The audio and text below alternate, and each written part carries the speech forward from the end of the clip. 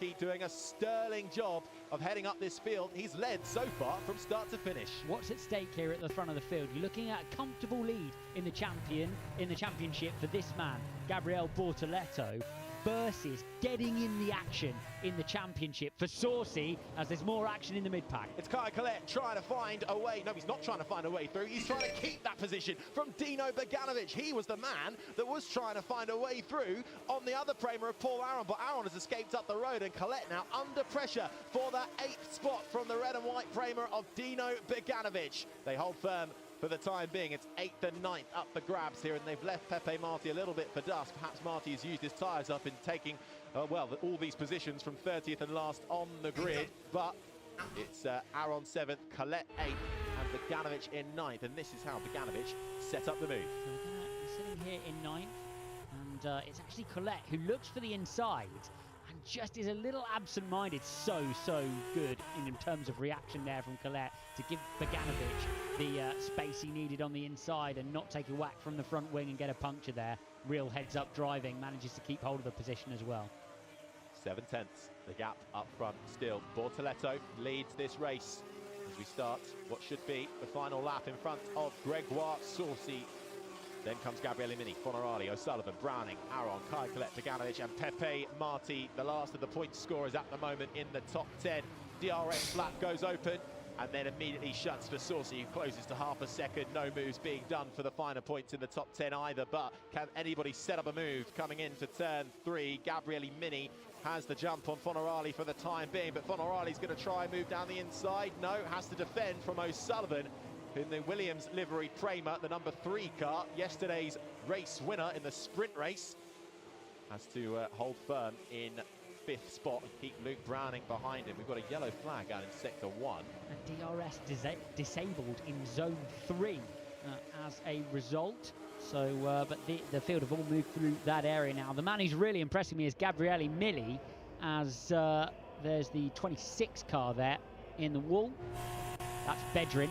Bedrin is in the wall. At the same time, we've got a 10-second penalty for Zolov for forcing another driver off track, but the leaders are making their way through the final few turns of the racetrack here. Saucy only half a second behind, but time's running out. He's running out of corners, he's running out of DRS zones as well. Leonardo Fonorali having to defend hard for that 4th position from Zach O'Sullivan. Dino Beganovic trying again down the inside of Kai Colette. Was there a little bit of contact there? There might well have been, because look at the front right of Dino Beganovic on the last lap. He skirts through on Kai Colette. Has he got a puncher? It's absolute chaos in the final lap of FIA Formula 3, but it's Gabriel Bortoleto who keeps it all together and takes another win in this FIA Formula 3 season. He extends his championship ahead of Gregoire Saucy, who comes home in 2nd, his best finishing result in Formula 3, and Gabriele Mini holds on to the final step of the rostrum in 3rd place. Fonorali, O'Sullivan, Browning in 6th, then it was Aron Beganovic with that damage. Looks like he's crossed the line in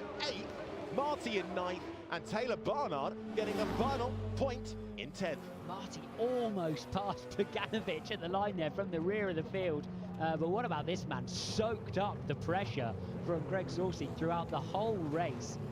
Very, very impressive drive. Couple of safety cars to deal with. He had it absolutely under control in the Trident, extending his championship lead. Gabriel Bortoleto, a fabulous performance indeed.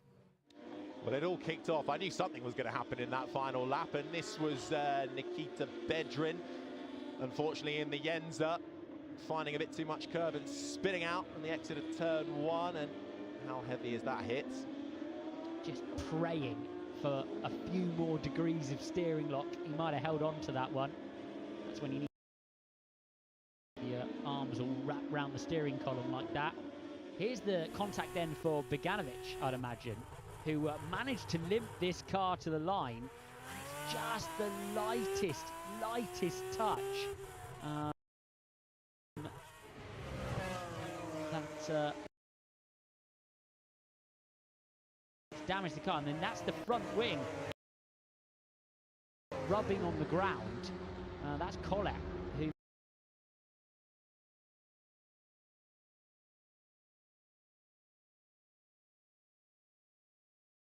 managed to make it to the line in 16th. Beganovic, that piece of front wing eventually breaks off, and he manages to limp across the line in 8th. So just the lightest touch. And mate, so 3-1, one time, bravo Gabriel. Bravo! Bravo! Hey, that was a difficult one. Yes! That was mate!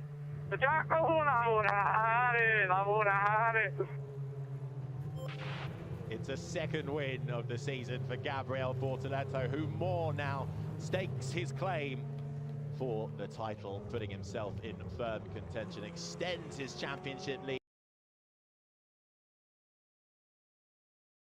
Gregoire Saucy kept him honest all the way in that black and white ART Grand Prix car. The man in his second year of Formula 3, a bit more experience, and gets his best.